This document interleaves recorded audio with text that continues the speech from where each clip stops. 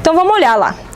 A nossa introdução, ela tem a contextualização... Te amo, obrigada.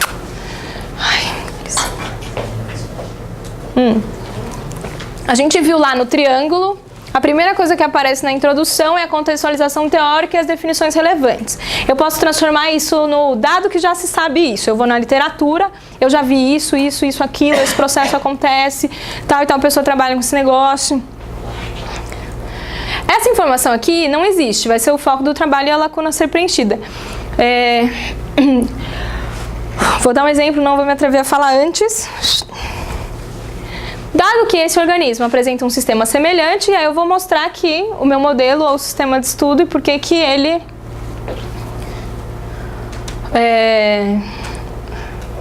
representa o processo que eu vou trabalhar. Então, o objetivo desse trabalho é estudar tal coisa. Eu juntei várias premissas e faço uma conclusão, que são as minhas perguntas e as minhas hipóteses. Então, o Glauco, ele fala que a hipótese é um argumento. A hipótese é a conclusão final do argumento, você deixa todas as suas justificativas antes na sua introdução. Vale lembrar que muitas vezes você vai fazer pequenos argumentos aqui dentro para justificar por que você está usando esse modelo, para justificar por que essa informação não existe e é importante trabalhar com ela. Num exemplo. Só eu tô precisando. Não, eu falo muito rápido. Então obrigada.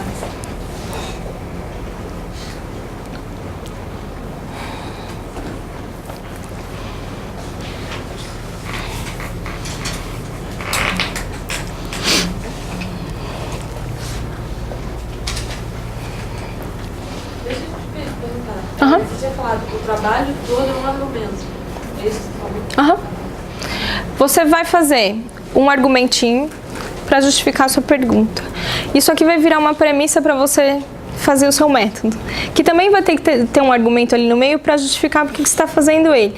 Tudo isso aqui, todas essas informações encavaladas vão virar premissas para você conseguir fazer uma afirmação final na sua conclusão. Então, no globo também é tudo um argumento, tá?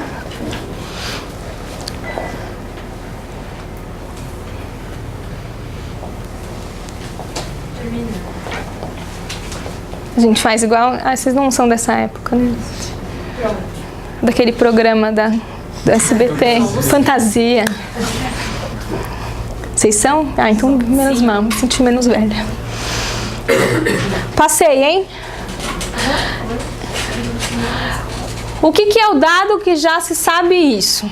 Um exemplo também tirado do curso de campo, e daí aqui não tirei da apresentação oral, tirei do trabalho do artigo que eles tiveram que entregar, porque eu queria mostrar para vocês todas as informações mesmo, tá? A capacidade de sobrevivência em ambientes restritivos está diretamente relacionada a atributos morfofisiológicos dos organismos. Tais atributos, esses morfofisiológicos, descrevem as respostas dos organismos às variações nas condições ambientais e na disponibilidade de recurso. Ou seja, o ambiente impõe uma barreira e o organismo dá um jeitinho de se virar ali. Ou melhor, o organismo ele só está ali porque ele deu um jeitinho, né? Ambientes com baixa disponibilidade de água são restritivos para várias espécies de plantas.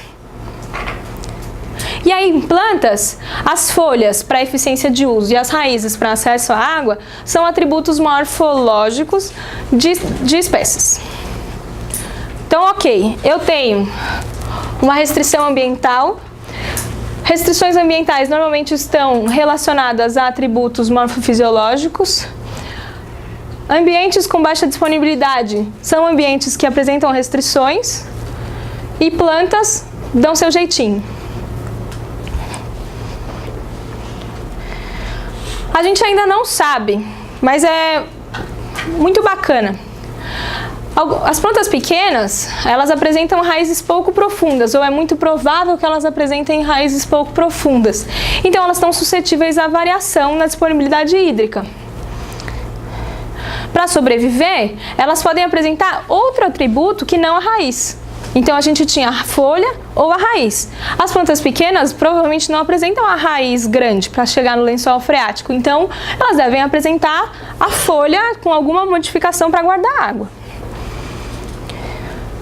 O solo da restinga é arenoso. Solos arenosos, então, apresentam restrições na disponibilidade hídrica nas suas camadas superficiais, normalmente, né? Ok. Tá acabando, não me matem.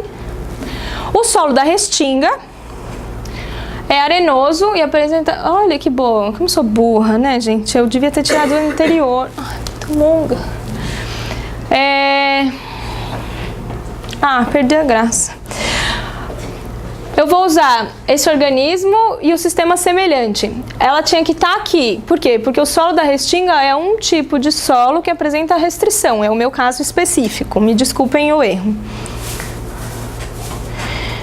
Então, espera-se que plantas pequenas, na restinga, apresentem atributos funcionais que permitam a sua sobrevivência nesse ambiente. Eu juntei várias coisas e aqui eu fiz o que eu espero, então eu vou estudar isso daqui. Ah, não, ainda não. Olha como eu sou boa, eu me perdi toda. Como? Como que eu vou fazer isso? Então a gente vai fazer exatamente isso aqui, ó. Investigar os atributos funcionais da Myrcine parvifolia. Se os atributos funcionais, obrigada, respondem à restrição hídrica de acordo com o tamanho dos indivíduos. Pergunta. Para isso, testamos a hipótese de que indivíduos menores apresentam maior quantidade de água nas folhas do que os indivíduos maiores. Hipótese. Previsão. Esperamos encontrar uma relação negativa entre a altura do arbusto e a quantidade de água armazenada nas folhas. Isso tudo estava na introdução de um dos trabalhos. Eu juntei por que esse sistema é importante, quais são as características desse sistema, o que não se sabe sobre um detalhe desse sistema. Peguei um caso específico em que dá para estudar isso e juntei o meu objetivo, hipótese e previsão. Ficou claro? É? Posso acreditar? Sim. Tá. Beleza. A hipótese, a gente já viu ali, a sentença explícita. Aí eu resolvi resumir. Dado que se sabe que quando A acontece, B acontece, quando o ambiente tem restrição hídrica, as plantas otimizam o uso da água, de algum jeito. Nessa situação, esperamos encontrar A. As plantas pequenas não apresentam raízes profundas. Então, esperamos encontrar B. Indivíduos menores apresentam maior quantidade de água nas folhas que os indivíduos maiores. Isso é um resumido da minha introdução, que é essas duas premissas garantem essa conclusão aqui, que é a hipótese do trabalho. Não é simples, quero saber se alguém tem dúvida. Ou se eu sou uma pessoa que explica tão bem que eu vou ficar muito feliz, eu duvido um pouco.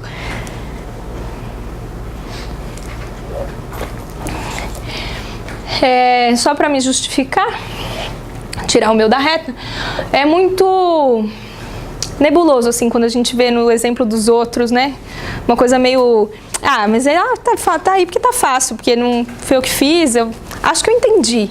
Vocês vão ter 1 semana e meia para ver se vocês conseguem entender. E a gente vai estar junto com vocês o tempo inteiro para puxar. Quais são as premissas desse seu argumento? Por que essas premissas garantem a sua conclusão? Então vai ficar um pouco mais palatável ao longo da semana. Introdução, deslize comum. É o apelo ao povo, Maria vai com as outras, que o Vitor já falou que não vai aceitar como justificativa para o trabalho. Que é assim, todo mundo estuda isso, então eu também vou estudar. Se fosse assim, Galileu não poderia ter defendido Copérnico e quase ido parar na fogueira junto com Copérnico. Porque quando Copérnico falou que o Sol estava no centro do universo, do sistema solar, desculpa, ninguém olhou para ele e falou, nossa, é lógico. Todo mundo criticou o Copérnico loucamente. O Galileu levantou a mão e falou, eu também acho. Pelo apelo Maria vai com as outras, a gente pode estar falando uma grande besteira e não está percebendo. Ele não é justificativa para nosso trabalho acontecer. Discussão. Vou mudar de exemplo, vou sair das plantinhas da restinga e vou para dimorfismo sexual em cobras. Dado que há dimorfismo sexual no tamanho, e esse dimorfismo é no sentido dos machos, eles que são maiores que as fêmeas, sabe-se que quando há dimorfismo, há combate entre machos nas serpentes. Corroboramos a hipótese de que há combate entre as cascavéis. Essa é a discussão umbiguista, a discussão egoísta do meu trabalho. E é um argumento. Vocês conseguem... Oi? São duas premissas que me levam a uma conclusão. Do mesmo jeito, uma discussão mais interessante. Há dimorfismo sexual no tamanho, e não só os machos são maiores, como eles são muito maiores do que as fêmeas. Existe uma relação superfície e volume, que quanto maior o volume, menor a superfície, então a relação superfície e volume é menor no macho. Em animais tipo cobras, eles precisam muito disso para termo regular. A superfície corporal está relacionada com o tempo necessário para termo regular. O tempo para termo regular é diretamente proporcional à distância de fuga que ele estabelece. O que é distância de fuga? Eu estou aqui, o Vitor está ali, o Vitor é o predador e eu sou a presa. Ali ele não oferece perigo. Se ele começar a se aproximar, ele vai começar a oferecer perigo. Existe uma distância limite em que eu decido fugir. Essa é a distância de fuga. Como eu demoro mais tempo para me aquecer, eu demoro mais tempo para fugir.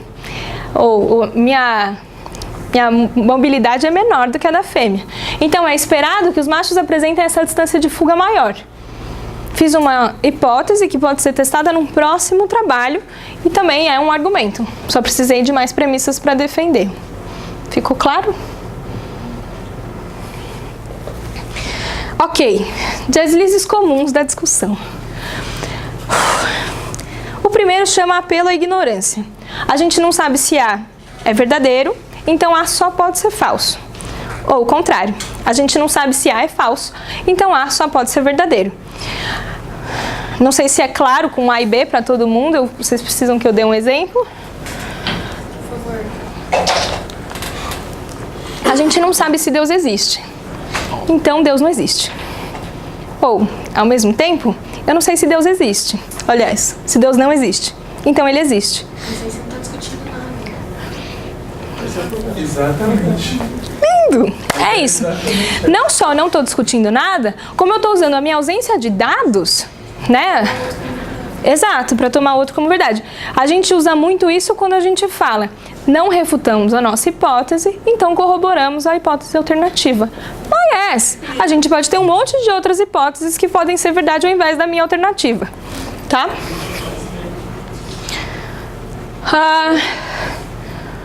Oi? Não escuta. É pra evitar isso, Isso. Isso. É o tipo de discussão que não deve aparecer, porque ao invés disso você precisa falar assim, nós refutamos a nossa hipótese. Existem tais outras hipóteses que podem explicar esse fenômeno. A, B, C, D, E, F, G, H. Tá? Ou, só há uma outra hipótese para isso acontecer. Por quê? Deve ter algum lugar, sei lá. Aí você lê mais e justifica o porquê. Tá acabando, eu juro. Faltam 4 slides. E 2 são foto. Uso de autoridade indevida ou duvidosa. A opinião do Einstein sobre um relacionamento amoroso ou sobre economia. Einstein era muito bom em física. Tô cagando pro que ele acha da economia, do PIB, ou sobre o que ele acha que eu tenho que fazer com o meu namorado. Darwin, o nosso semideus, né? Algumas pessoas, como chama isso? Endeusam ele tanto. Você não adiantava perguntar para ele a opinião dele sobre segregação independente dos alelos. Ele não entendia patavinas disso.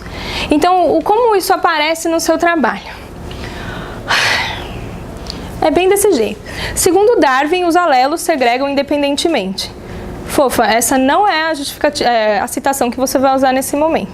Você precisa, no mínimo, do Mendel. No mínimo. para não dizer para mais.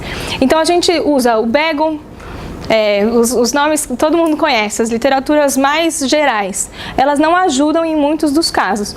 Vá no específico, vá em quem realmente pode defender aquela afirmação.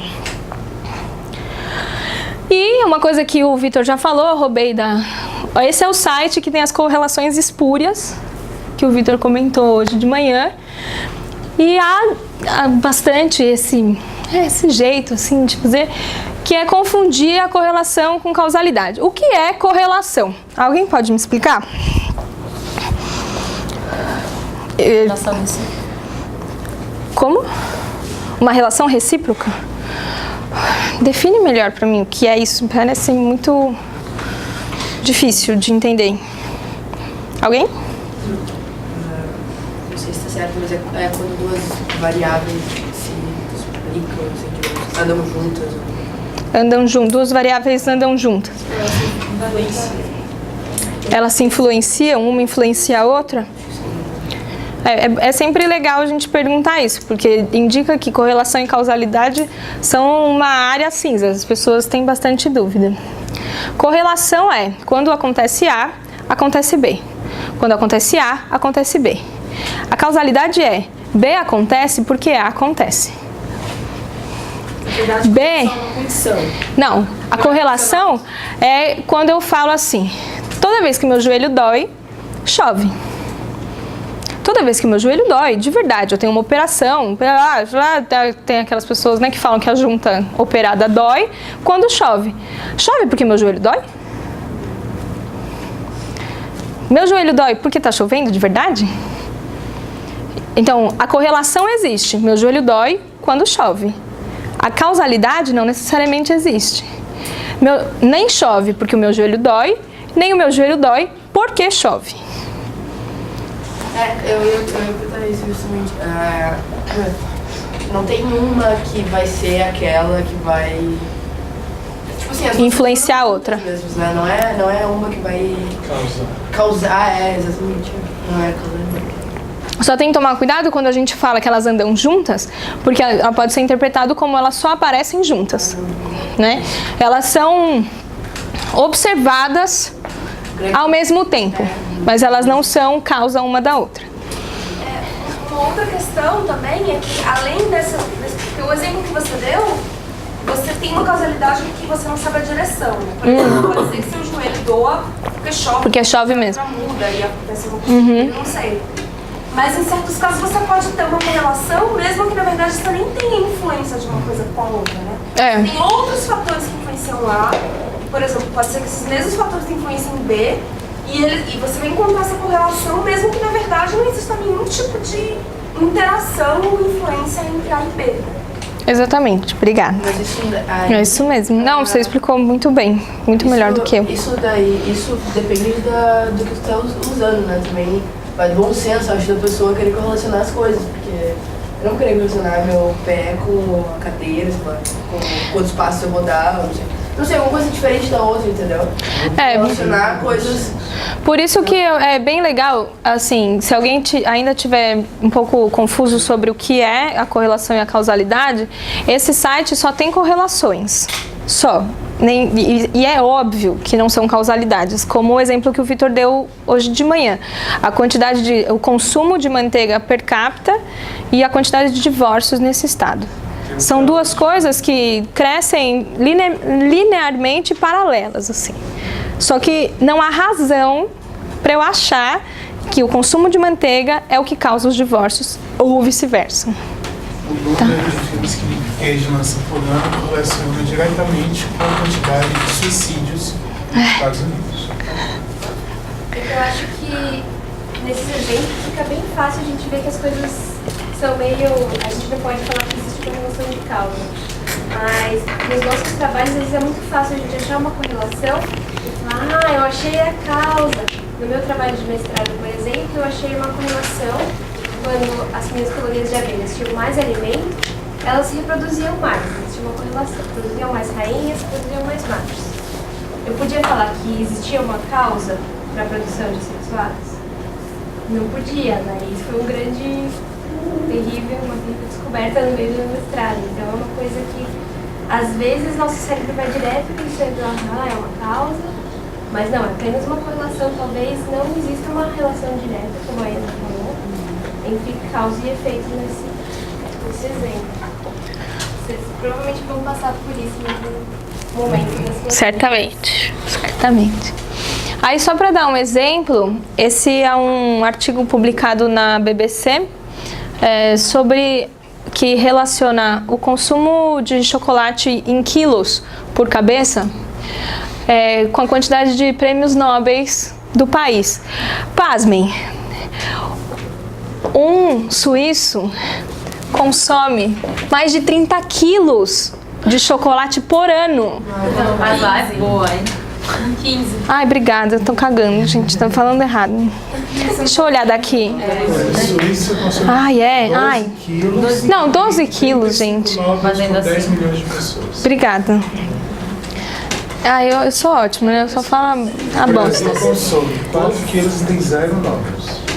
A gente tem que comer mais chocolate. E aí, nesse artigo, vocês conseguem ver que o autor do artigo, ele defende que consumir chocolate faz você ganhar mais prêmios Nobel. Eu como chocolate todos os dias, gente. Talvez eu me mude para Suíça. No final, tem uma nota assim. Não, talvez não seja porque os prêmios Nobel são sediados na Suíça, mas porque os suíços consomem mais chocolate. Então, essas correlações, nesse caso, como a Sheina falou, é muito mais óbvio do que nos nossos trabalhos. Mas vai ter quem defenda que existe uma causalidade ali. Dúvidas? Aí agora o que eu tenho para dizer para vocês é uma frase motivacional. Não vai ser fácil. Quanto mais vocês se dedicarem, maior a chance de sair uma coisa boa. Então, aproveitem essas 2 semanas, não, 1 semana e meia quase, para dar o sangue de vocês. E sair daqui 1 semana e meia com um puta ganho em conteúdo, forma de apresentação, intelectual, leitura. Pensa que vocês estão abrindo mão de muitas coisas, muitos de vocês não são daqui. Vocês estão abrindo mão de família, aconchego da mamãe, para fazer valer a pena, né? Isso. Então, tenta fazer o máximo para você sair daqui com muitas ideias para o seu TCC. Vou mudar o título, vou mudar a minha forma de justificativas, vou mudar tudo, vou mudar de orientador. Não, calma. Vou mudar de área, vou vender bijuteria na praia. Mas trabalhem e tomem decisões justificadas. Eu realmente acho que é a minha praia, cara, mas eu ganhei muito essa semana. E aí depois a gente só comemora e vai dar tudo certo. Tá? Então era isso que eu tinha para dizer para vocês. E vou